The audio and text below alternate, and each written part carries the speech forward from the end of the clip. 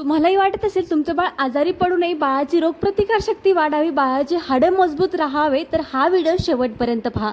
आणि हो, त्याचबरोबर बाळाचं वजन देखील वाढवायचं असेल तर हाही सोप तुम्ही नक्की ट्राय करा.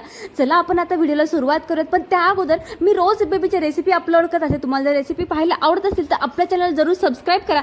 तुम्हाला प्रश्न पडणार नाही की बाळाला काय खायला द्यावं, कारण की रोज नवीन नवीन रेसिपी आपल्या चॅनलवर येत असतात. त्यासाठी चॅनल जरूर सबस्क्राईब करा. आणि पाहिजे मी शेवग्याच्या 2 शेंगा घेतला आहे, कांदा घेतला आहे, टोमॅटो अर्धा घेतला आहे.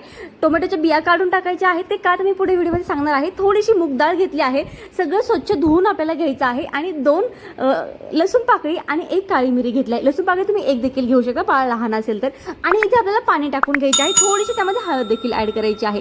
याचे काय फायदे आहेत बाळासाठी हे सगळं मी तुम्हाला सांगणारच आहे बघा. आणि आता आपल्याला 2 ते 3 शिट्ट्याच्या काढून घ्यायच्या आहेत बघा. शेवग्याच्या शेंगाचं सूप, त्याच्यामध्ये ना विटॅमिन ए, सी आणि बी कॉम्प्लेक्स असतं, जे बाळाच्या ब्रेन डेव्हलपमेंटला मदत करतात. आणि याने बाळाची रोगप्रतिकारशक्ती वाढते. काळी मिरी, लसूण व शेवगा याने इम्युनिटी स्ट्रॉंग होते आणि बाळ आजारी पडत नाही. आणि पचनासाठी हलकी आहे मूग डाळ, खूप हलकी असते, त्याच्यामुळे डायजेशन इझी होते. छोट्या बाळासाठी परफेक्ट आहे. 2 ते 3 शिट्ट्या झाल्यानंतर ही आपलं इथे शेवग्याच्या शेंगा जे आहे ते डाळ आणि सगळं छान शिजलेलं आहे, चांगलं शिजू द्यायचं आहे. आणि नंतर आपल्याला मिक्सरला फिरून घ्यायचं आहे बघा. तुम्हाला पण रोज प्रश्न पडत असतील काय बाळाला खायला द्यावं, काय द्यावं, तर मी रोज अपलोड करत असते व्हिडिओज, नवीन नवीन रेसिपी शेअर करत असते. जे माझं बाळ खातं ते तुमच्यासोबत मी शेअर करते.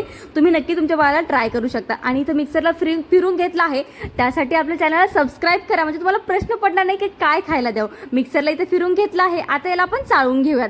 चाळण्याचं गरजेचं आहे. आणि याने हाडे मजबूत होतात. शेवग्यामध्ये कॅल्शियम आणि आयर्न भरपूर असते, ज्याने बोन स्ट्रॉंग व्हायला मदत होते, वजन वाढीस मदत होते. मूग डाळ याच्यामध्ये हेल्दी वेट गेन असतं, त्याच्यामुळे आपल्याला बाळाचं वेट देखील वाढतं, त्याच्यामुळे वजन वाढीस देखील हे खूप हेल्पशीर आहे. आणि ते चाळून घेतल्यानंतर अशी कन्सिस्टन्सी आहे, असं एवढं पातळ सूप तुम्ही बेबीला देऊ शकता. आता उन्हाळा चालू आहे, त्याच्यामुळे असं पातळ आपण फूड बेबीला दिलं की तो अगदी आवडीने खातो. आणि त्याच्यात वॉटर लिक्विड पण जास्त असल्यामुळे हे डिहायड्रेशन होणार नाही. आणि असेच नवीन व्हिडिओ पाहण्यासाठी चॅनलला जरूर सबस्क्राईब करा. आणि हो, कमेंटद्वारे सांगा की तुम्हाला नेक्स्ट व्हिडिओ कुठला पाहायला आवडेल आणि आजचा व्हिडिओ कसा आवडला. चला भेटूयात नेक्स्ट व्हिडिओमध्ये. बाय. चॅनलला सबस्क्राईब आणि कमेंट, लाईक, शेअर करायला विसरू नका. बाय. Thanks for watching.